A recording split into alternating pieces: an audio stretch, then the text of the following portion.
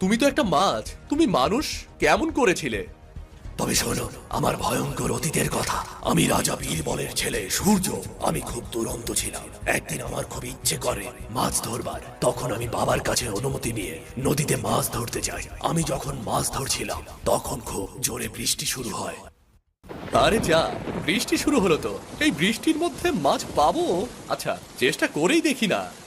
কতবার চেষ্টা করলাম কিন্তু একটা মাছও পেলাম না। আর একবার চেষ্টা করব, যদি মাছ না পাই তবে চলে যাব।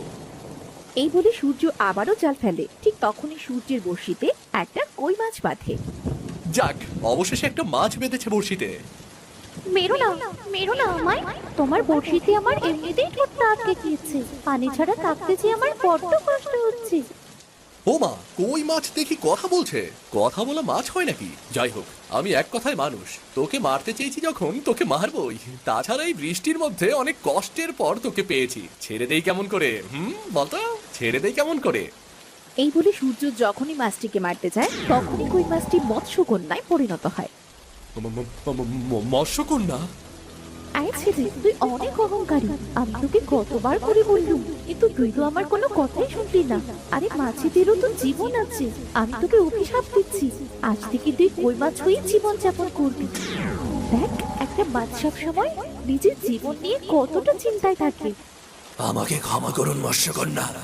এ কি আমার কণ্ঠের কি হলো? আমি কখনো কোনো প্রাণীর সাথে খারাপ কিছুই করব না, কথা দিচ্ছি। আমি ভেবেছিলাম বৃষ্টির দিনে একটা কই মাছ পেয়েছি, সেটা আমি ছাড়বো কেন? আমি কই মাছ খুব পছন্দ করি। সেটা যদি বৃষ্টির সময় হয় তাহলে তো আমার অন্য কিছুর দরকার পড়ে না। মৎস্যকন্যা, মাছ তো খাবার জিনিস, এই জন্যই তো আমি মাছ ধরতে এসেছি। দয়া করে আমাকে মাফ করুন, দয়া করে আমাকে মাফ করুন। সত্যিই তো, মাছ তো খাবার জিনিস। আসলে রাগের বশে আমি অভিশাপ দিয়ে ফেলেছি। এই অভিশাপ থেকে মুক্ত হওয়ার একটা উপায় আছে আমার কাছে। কোনো এক বৃষ্টির দিনে কেউ যদি তোমার মাকাল ফলের বীজ খাওয়ায় তবেই তুমি মানুষ হতে পারবে। মনে রাখতে হবে, দিনটা কিন্তু বৃষ্টির দিন হতে হবে।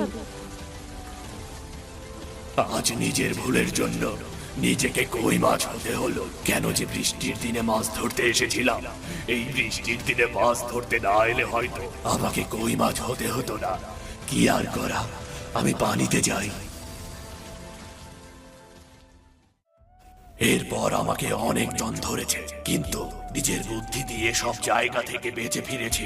আর যেদিন বৃষ্টি বেশি হয় সেই দিন আমি স্রোতের সাথে ভেসে বেড়াই, অভিশাপ মুক্ত হবার আশায়। সবই তো শুনলে। আপনি রাজকুমার সূর্য। আপনার বাবা আপনাকে কত রাজ্যে খুঁজে বেরিয়েছেন। চিন্তা করবেন না, কই মাছরূপী রাজকুমার, আমরা আপনাকে অভিশাপ মুক্ত করব। আপনি আমাদের সাথে চলুন।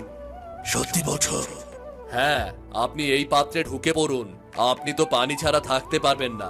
শিলা পড়া কমেছে, বৃষ্টি হতে হতে আপনাকে আবার অভিশাপ মুক্ত করতে হবে। ঠিক আছে।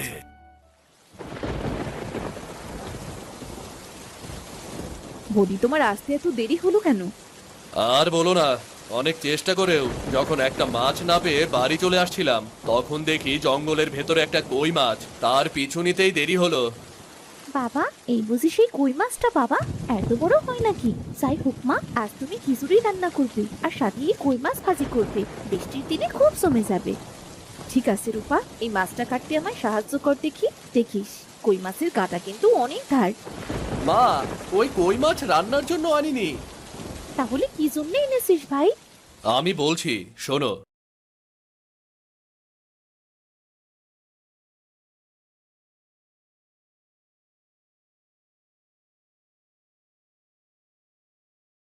বাবা, আমার দেখা মাকাল ফল গাছ আছে তো।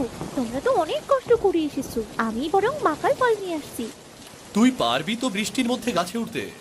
তুমি চিন্তা করো না বাবা, আমি ঠিক পারবো। বৃষ্টি কম হলে তো আবার কই মাছকে অভিশাপ মুক্ত করতে পারবে না।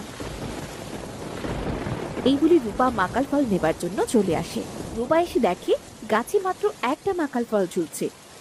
আরে, গাছে তো দেখছি একটা মাত্রই মাকাল ফল, আর তবুও সেটা গাছের মাথায়। এটা কি পারতে পারবো আমি? চেষ্টা করে দেখি তো। এই মিষ্টি, কোথায় ছিলি তুই? তোকে আজ আমি খুঁজতে খুঁজতে পাগল প্রায়। এই তো, আমি একটু জঙ্গলে গিয়েছিলাম। বলো, বলো কেন খুঁজছিলে আমায়? বৃষ্টির মধ্যে কোথায় আসিস সেটা ভেবেই খুঁজছিলাম। যাই হোক, আমাকে ওই মাকাল ফলটা পেরে দিয়ে দেখি। তুমি মাকাল ফল দিয়ে কি করবে? এটা তো অনেক তেতো। তোকে পরে বলছি সব, যেটা বললাম সেটা কর। আমি পারতে পারছি না যে। আমি পেরে দিচ্ছি।